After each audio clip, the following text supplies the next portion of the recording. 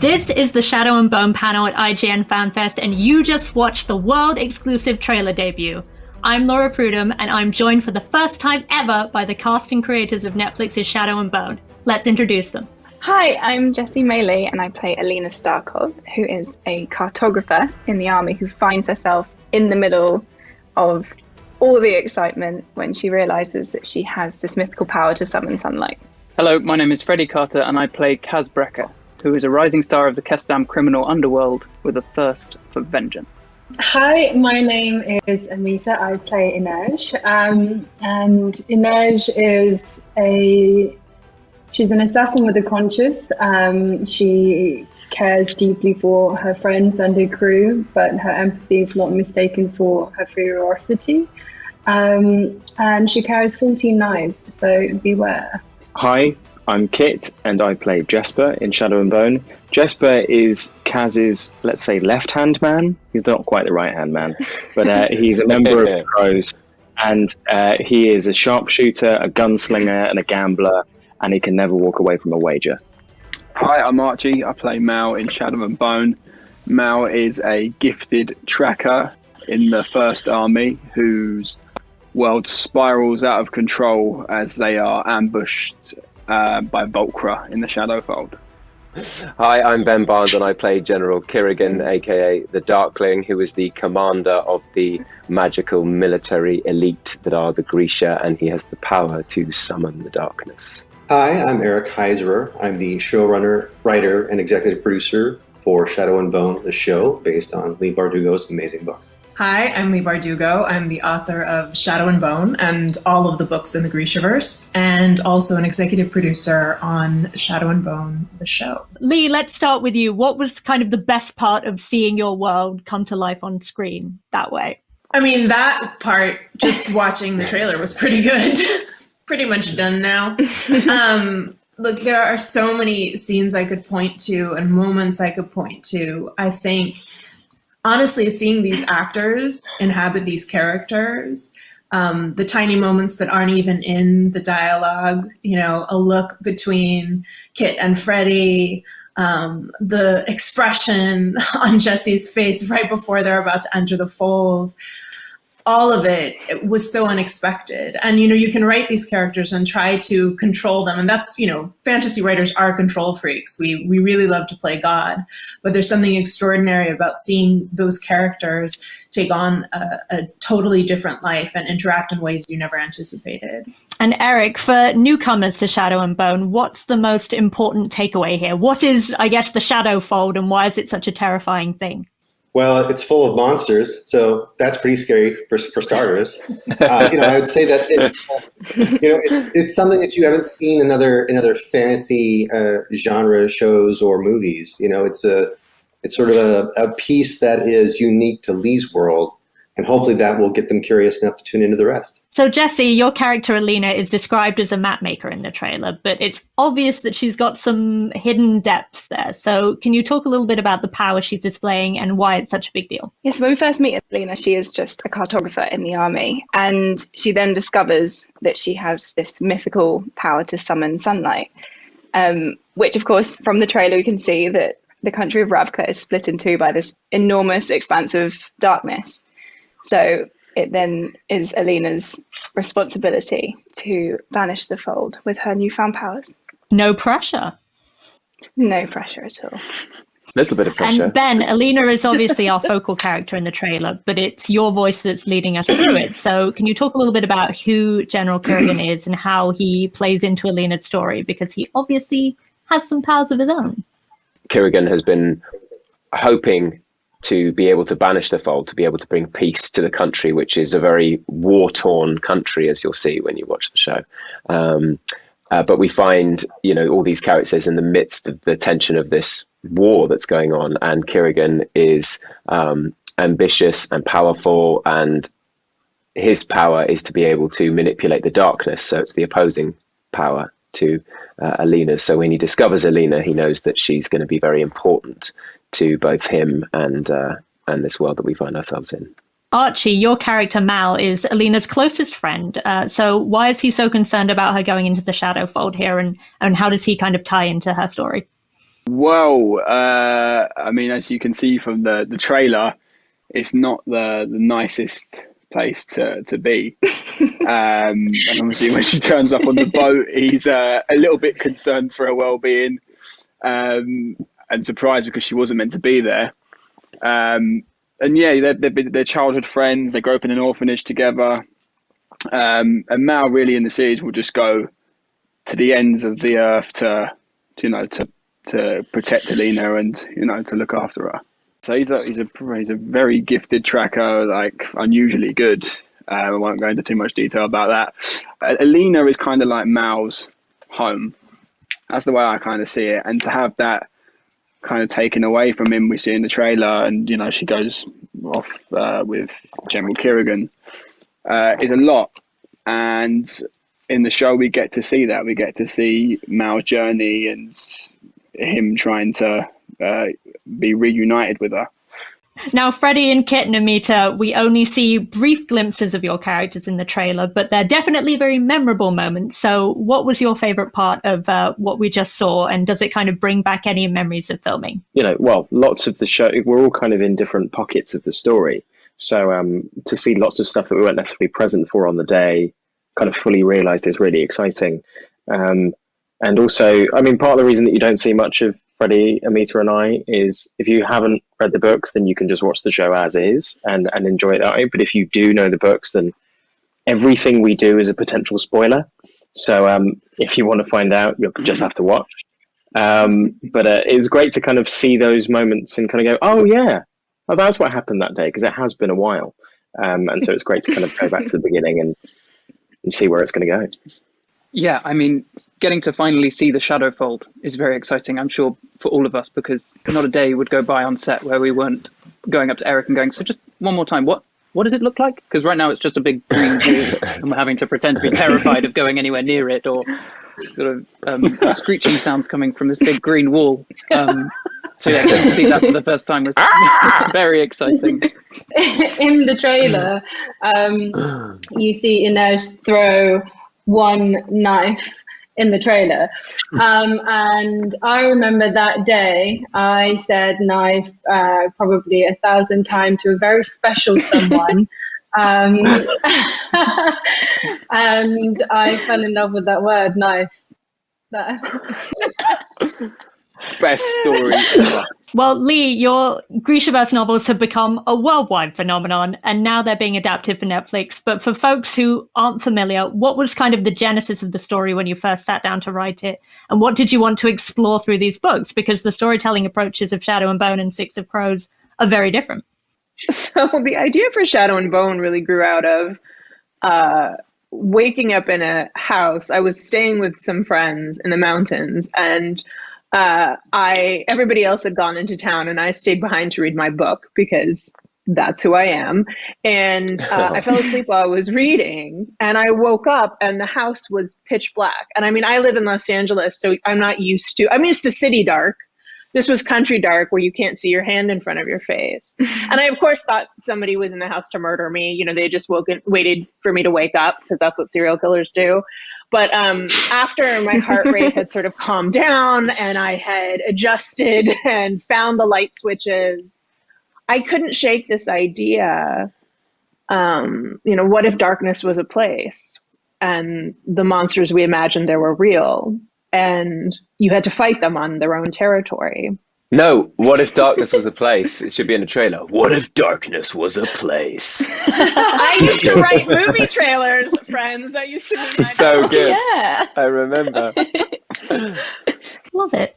And Ben, you've obviously been part of some huge franchises and big hits, but what was the most enticing part of playing General Kerrigan compared to the many iconic roles you've had in the past? Well, I think I'm definitely drawn to characters with a duality to them, somebody who might come across as not necessarily trustworthy, but then what is there about this character that balances that out? Where is his humanity? Where are his vulnerabilities? Where is, do we see a loneliness in this person? Can we see things that we can relate to in someone who is from the outset seemingly so powerful and driven, And I think you know, the thing for me that was so appealing was this world felt like no world I'd seen before. It you know, it feels like a little bit, you know, with the different colors of the kefters and the different orders that they're placed into. It feels a bit like Harry Potter houses, and then it also feels a bit Riverdale and Lord of the Rings, and then it feels a bit, you know, like this Russian Anna Karenina and kind of fabric to it, and all the status games and tension that can fuel that. And I think it was appealing to me to play somebody who was at the very top of that hierarchy in terms of his immediate power and how people treat him and fear him potentially, and so that was kind of an interesting kind of new avenue for me. And Freddie, as the leader of the Dregs, you're a rising star in the criminal underworld. So what can you kind of tease for long-time Six of Crows fans and people who may be new to the show about your part in the story? Well, I'm sure if I say anything too much, then Netflix security will boot me out of this panel and I'll never be seen again. And so there's not too much I can say about our part in the story. But what's really exciting, I think, for fans of the books is that everything you'll be seeing for the Six of Crows will be prequel to the book. So it's all new material. So these characters and this world that you already love, you're getting to see new things from it. And sort of that we're just fleshing out this world that's already so rich and diverse. So that was really exciting for me as a fan of the books to see, you know, Kaz, Jesper and Inej sort of before we even meet them in the books was really exciting. And then for new fans, there's just so much to get your teeth into with the Crows. I think Ketterdam is a little bit like Gotham and Chinatown and Amsterdam all sort of smashed together. And, you know, if you like heists and danger and drama, then the Crows are probably for you.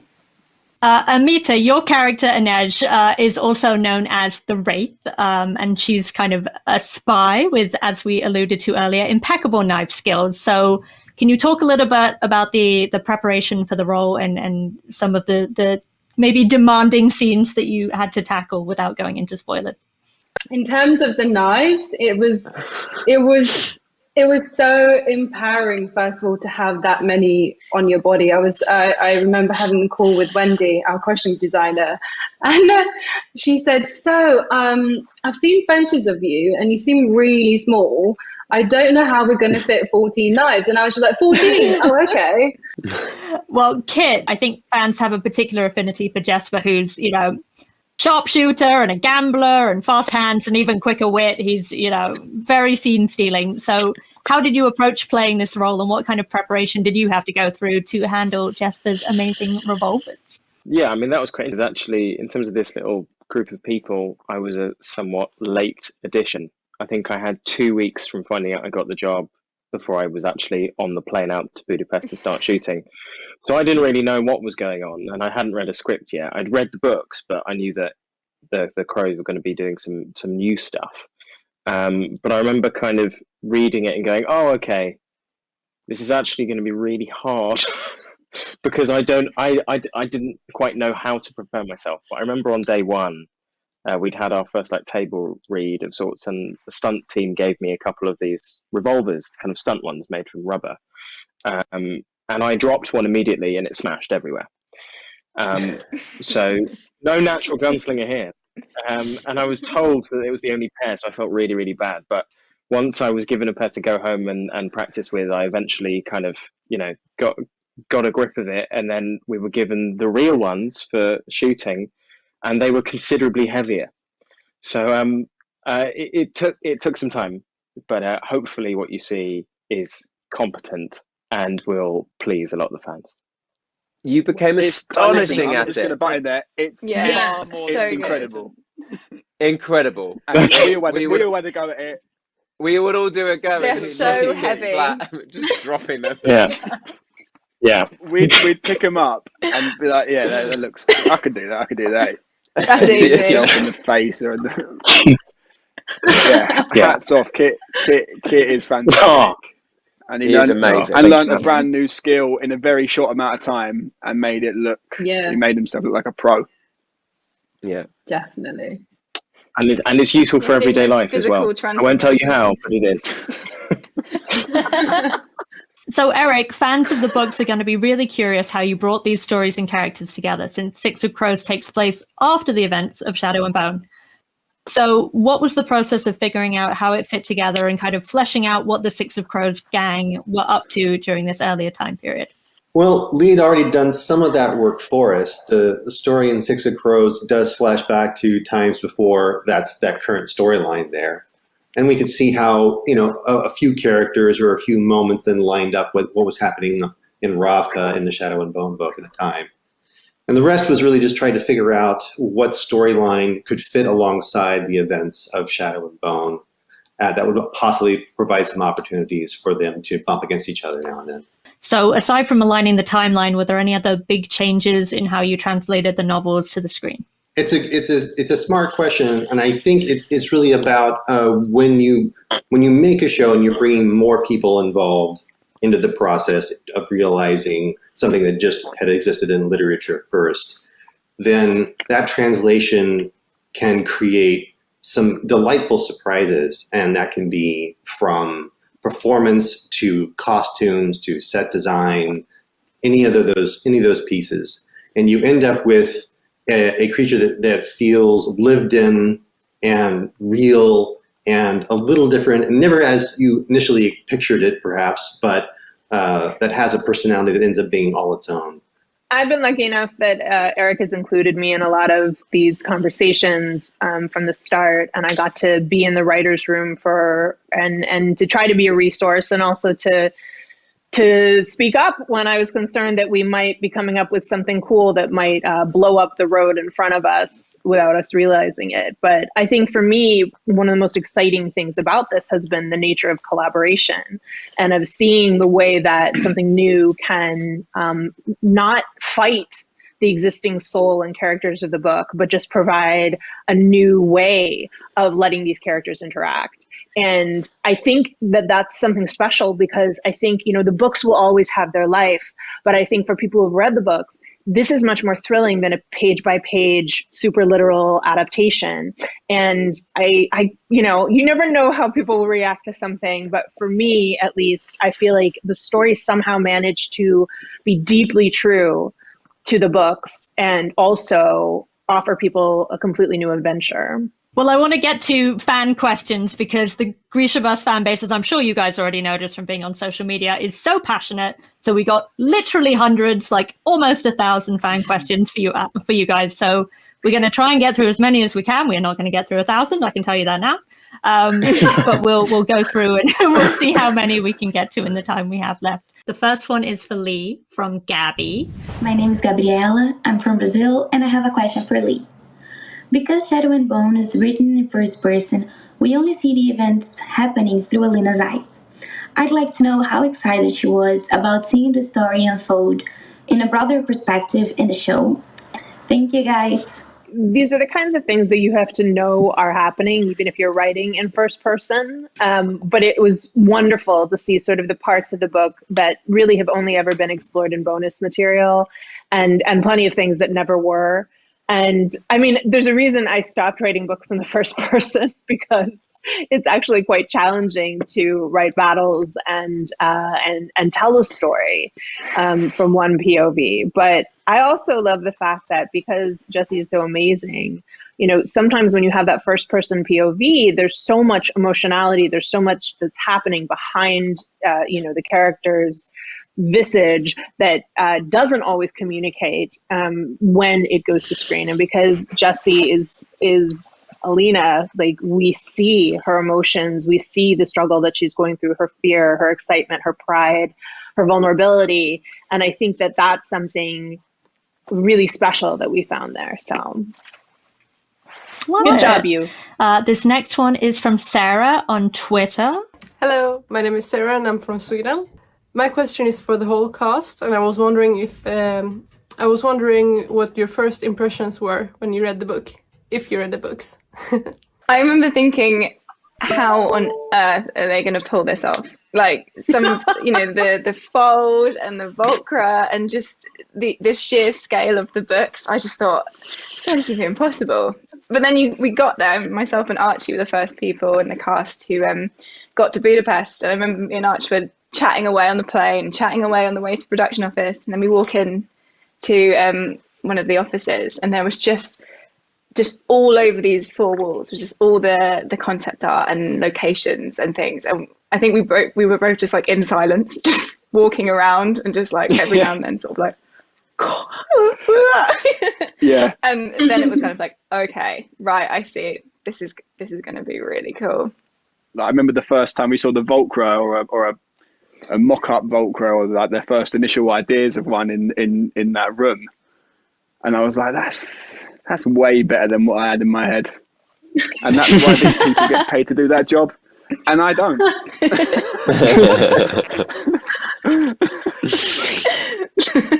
Well, I started reading the book, or sort of bought the books as I was auditioning, and then I read Six of Crows first, and I read the second chapter, which is from Inej's point of view, and fans of the books will know it is the single greatest character introduction ever.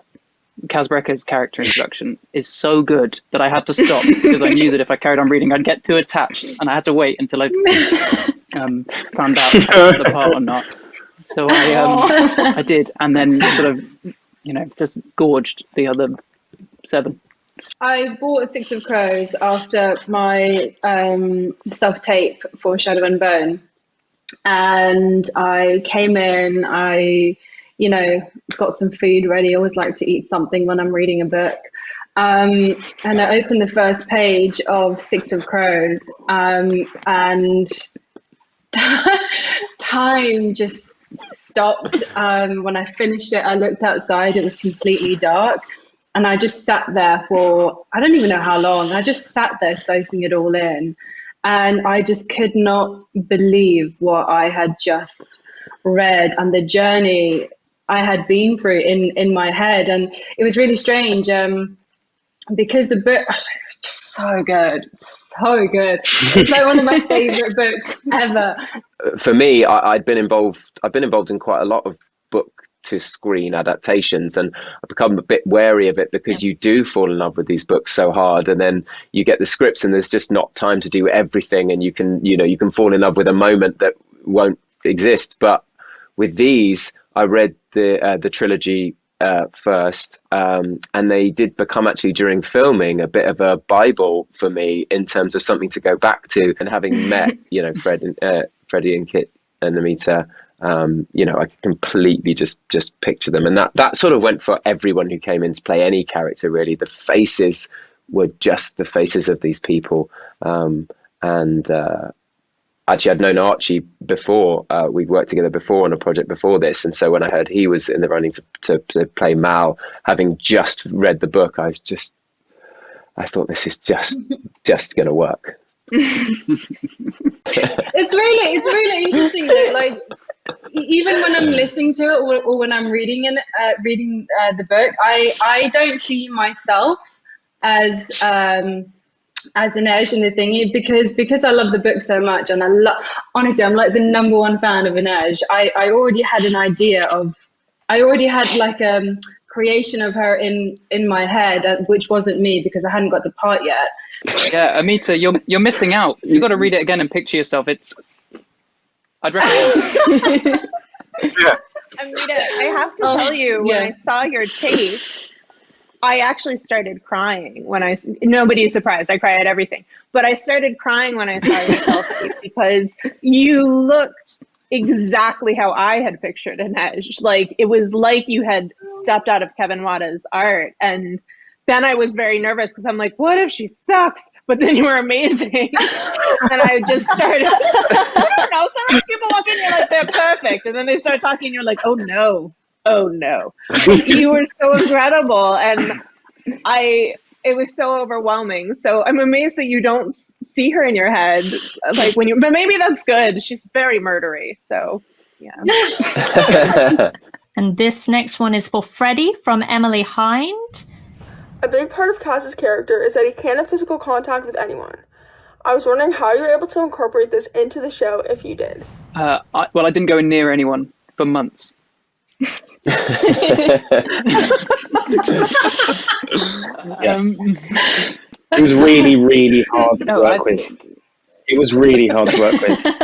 I mean, I think Eric did an incredible job of building, we don't get a lot of access to Kaz's emotions and his backstory because he's so closed off, and because he is, as most of the characters from the Ketterdam side of the story are, they are in constant survival mode. But I think that Eric did this incredible job of building these subtle moments, and Freddie too. The truth is, I don't actually know where the line is between what was script and what was simply the character happening on screen.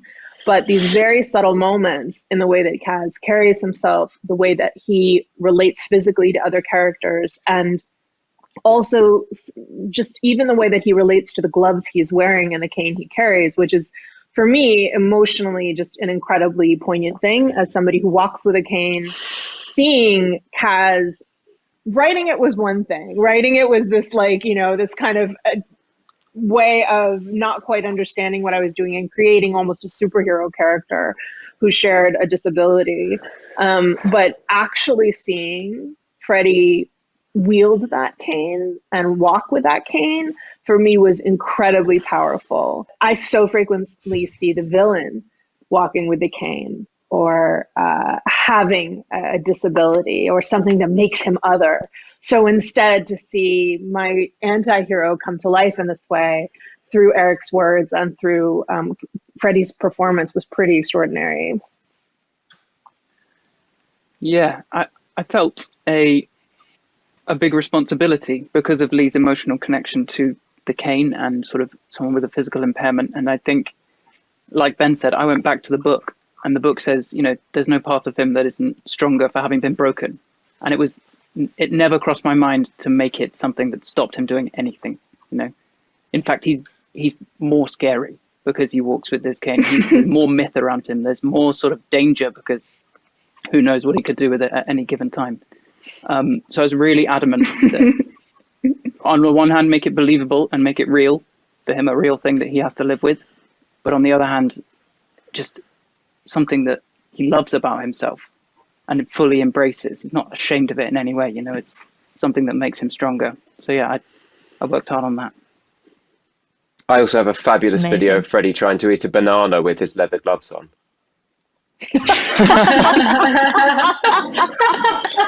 which I'm holding ransom at the appropriate moment. Yeah. Okay, this one is from Selena on Twitter, and it's for both Jesse and Amita. We are so happy to see you guys represent so many young Desi and Chinese women and just being complete badasses in the show. I just want to know, how do you guys feel about it? And did you have an artist that you looked up to when you were growing up that made you feel like you'll be able to do anything you want in life? Yeah, I mean, I was so excited when I was up for the role because, as a mixed race actor, specifically half Chinese, there are very few roles where your ethnicity is actually mixed race. It's often a white character or a Chinese character, and you never quite fit in. And when I actually first went to the audition, I had no idea that this wasn't from the books. And it wasn't until I started to look at the fan art for Alina, I thought, oh, interesting. Okay. And yeah, so then I thought, oh, okay, so they've changed it. That's really interesting. I wonder why. And sometimes I think when you go to these castings, it's, we worry, oh, okay, is it just for diversity? Is it just a decision that someone made on a whim? But you could just tell from the sides that they sent for the audition. Alina is talking to Jenya, and they're talking about her eyes, and they're talking about her Shu ancestry. So in this world, Asian ancestry. And I just immediately just took like a sigh of relief, because I knew that, and obviously knowing Lee and Eric and having looked them up and everything and started reading the books, I was like, okay, I feel like I'm in really safe hands, because this was something that was so important to me growing up. So it was just, I felt immediately safe. And I think it's so lovely that lots of the cast is very diverse, which is great, but it's not colorblind casting, which is brilliant for diversity. But everyone's race, it all plays into the world building, and it makes this world that the characters exist in so much richer, and so many different people can see themselves portrayed on screen in a realistic way. Alina's part of Alina's story is so embedded in her not knowing where she belongs, which is something certainly I've felt, lots of mixed race people have felt, where, okay, you're not this enough, you're not that enough. And I think this show has just been amazing for like representing all of these, you know, people who may not see themselves on screen. What about you, Mita? To me, Inej is a new kind of strong female character. I think she's such a representation and such an inspiration, not only to myself, you know, before I even got the part, but just to anyone, you know, who didn't think that the industry was changing, because even though it has a really long way to go, it is changing. The opportunities are coming to everyone, and you know, diversity, you're so right, it's not just ticking a box anymore. Like I said, it's still got a really long way to go. But Netflix certainly is making all the right steps. And, you know, Lee, thank you, honestly, thank you so much. Yeah. That's all. It is really lovely, isn't it? Like you know, I really feel like lots of the female characters in the show as well are just realistic. You know, it's not even that they're strong, it's just that they are fully formed human beings with such like incredible backstories and wants and needs and things. And I think, you know, for young women watching the show and young people generally, to see these characters portrayed so well, you know, it's just, I wish I had that growing up, and I wish that would have given me so much more confidence as a person, just to see someone like, oh, I can be strong, I can make my own decisions, I can just be a bad bitch, like that's okay. So it's really it's really refreshing, and watching the show, it's just like, dream come true for like 13-year-old Jess Lee. Absolutely. It's I don't know if many people know, but I was born in Nepal, in a really small village. We had, you know, no connection to the outside world. I grew up with being chased by cows and eagles, and, you know, king cobra chilling on your washing line. And I saw TV for the first time. And I said to myself, you know, that's where I want to be. And it was so interesting when I first came to the UK, I was told you can't be on that. You know, there's not many opportunities for you, so you have to change your dream. And, you know, for me, it's a miracle that I'm even here speaking to you guys, that I'm in the industry. And, you know, if I just hope that people really just, what's the word? Inspiration? See, it's, absolutely, but just kind of feel the change and make sure that, you know, we're not going backwards and we're going forwards, and that, you know, if someone like a girl from a village who can't read and write and didn't speak any English could come here, then, so, you know, you've got a bit of hope. Not giving up on the dream is you are the change. You are the change. And you're wonderful in this. Right. So much love was poured into this show, and I hope when people tune in, we've had a lot to try to, we need a little escape right now. And I hope this show takes you someplace new and beautiful and dangerous just for a little while. So I hope you guys love it the way that I hope you feel the love we all put into it. Amazing. That is sadly all we have time for right now. So thank you so much to our panel and everyone watching at home for being part of IGN FanFest. I cannot wait to see the Grishaverse come to life on screen. You can keep up with Shadow and Bone on their official Twitter, Facebook, and Instagram pages. And Shadow and Bone premieres globally on April 23rd, only on Netflix. Thanks, everyone. Come on!